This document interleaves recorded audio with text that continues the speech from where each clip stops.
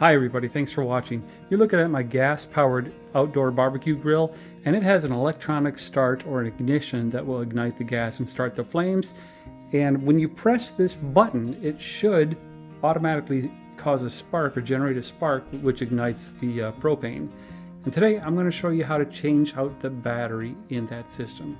Fortunately, this is not a complex operation, but if you haven't seen it done before, it's nice to see someone else do it first. This is the push button. When I press it, you don't hear anything. There's no clicking, no arcing. So this you have to unscrew.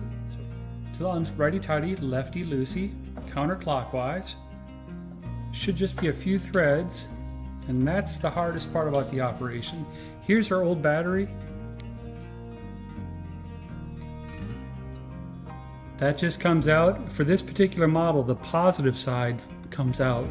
So I've got a brand new battery that I just tested right here, Energizer Max. I'm going to push that in. Also, I'm going to make sure this bolt or this nut against the stainless steel is nice and tight, because that actually holds the mechanism that sparks in the back.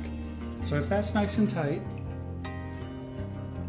hand tight is fine because it's a plastic ring.